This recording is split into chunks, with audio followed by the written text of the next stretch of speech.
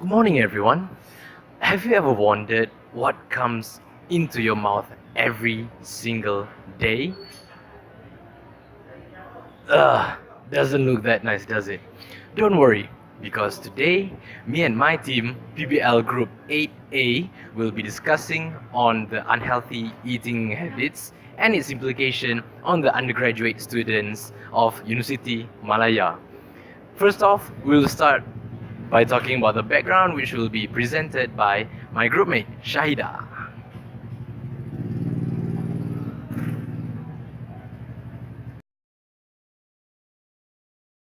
So, I'm going to talk about background of unhealthy eating and the implications of it on the students. So, how people define unhealthy eating and which one are you? Unhealthy eating can be considered as overconsumption, lack consumption, like fruit and vegetables, and overconsumption of saturated foods. Anyway, don't get confused on how to eat healthier. Just keep in your mind to eat when you are physically hungry and stop when you are full. Listen to your body and be disciplined in eating rather than eating impulsively or mindlessly. Well, we have been taught about food pyramid since primary school, right? The food pyramid is designed to make healthy eating easier. Healthy eating is about getting the correct amount of nutrients, such as eat adequately grain, eat plenty fruit and vegetables, eat moderately milk and meat, and eat less fats, oil, and sweets. Well, what happened if we didn't practice eating healthily? As we all know, a good diet can help us to reach and maintain a healthy weight, reduce risk of chronic disease such as heart failure, cancer, and many more, and also promote overall health.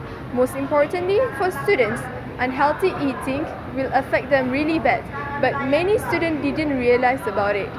In a short-term effect of diet that is lack of basic nutrient will result in decreased energy and focus and contribute to unhealthy body weight. Thin or fat doesn't determine that you are healthy, as long as your body mass index is within the normal range, so consider that you are healthy. Abnormal body weight will increase the risk of getting other disease. Risk of cardiovascular diseases, osteoporosis, and cancer will increase if unhealthy eating persists in our lifestyle for a long time. Stress and students will never be apart.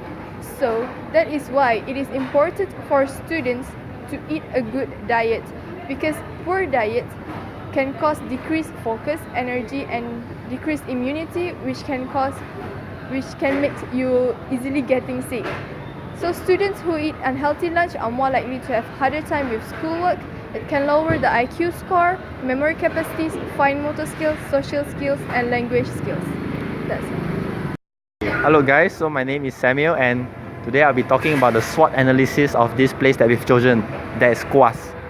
So first of all, it is noted that this cafeteria is strategically situated in the residential compound of KUAS. As you can see there's the residential blocks of where the residents of KUAS are staying, and behind you there's also blocks of people staying, and you can see that the cafeteria is situated in between the blocks, so whenever students just want to come and eat their lunch or dinner, it's very easy. They can just come down and have their meals, not having to go so far or anywhere. So next up, the strength is also about the price. If you look up here, there's this Royal Tandoori. They've got like chicken butter at 8 ringgit, some Arabic food, and some biryani only at 250. Can you imagine that? Where can you get 250 in KL? And like there's also some Western food here. And if you notice that there's really a variety of food, which brings me to my third point of the strength of KUAS. There is the variety of food that's being sold here. It's just remarkable. There's like Western food, there's Arabic food, there's the local nasi goreng Pattaya, char kway teow, everything. And yeah, and now I'll be talking about the weakness. As for the weakness, I believe these workers here are working from about morning 7 a.m. to probably night 10 o'clock. So there's a risk of occupational hazards of the workers getting fatigued. But I think the workers here still do look very cheerful with what they are doing because of the good business they are getting. And secondly is the main point.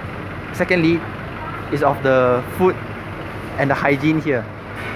It is sad to say that the hygiene here is not very well kept.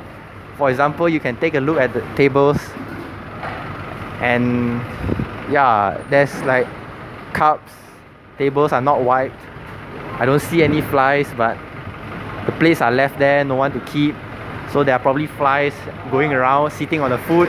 I can imagine that the flies that land on one food land on another person, and what happens when the other person eats it? No, you won't get HIV, but you will probably have to go to the toilet and go and, you know, let it go. And like you see that little cute animal there.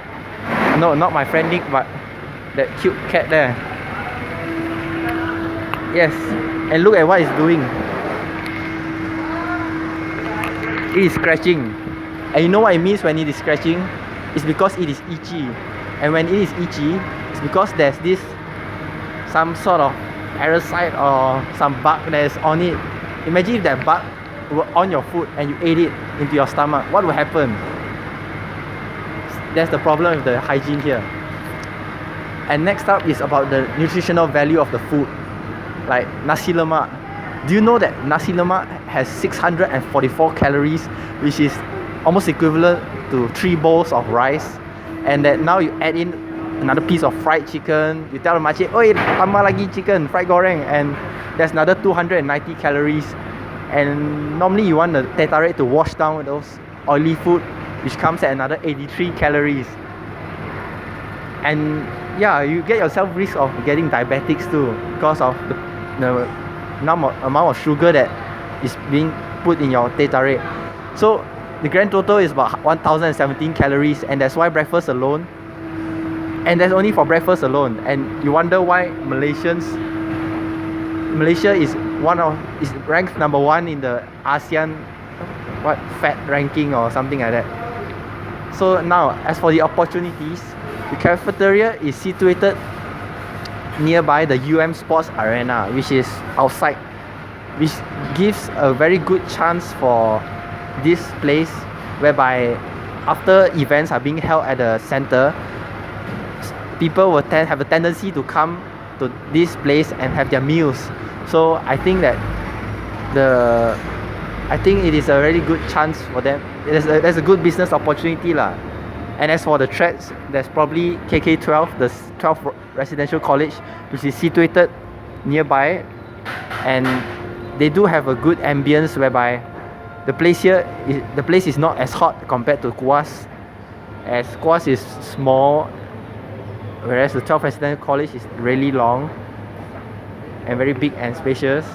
So yes, that's all for my SWOT analysis. And now my friend Nick presenting to you of the plans I'll be holding. My name's Nick, and I'm going to talk about the thing that is taken granted for, which is hand washing.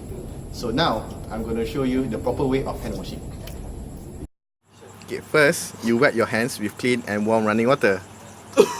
Then apply a small amount of soap. Afterwards, you rub your hands palm to palm.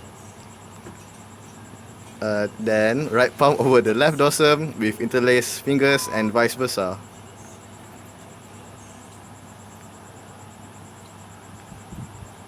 Next, palm to palm with fingers interlaced.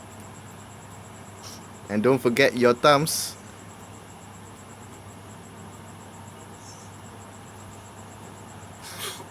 And your knuckles.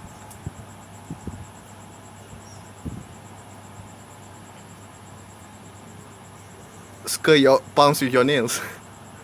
Then rinse it with clean running water. And that's it.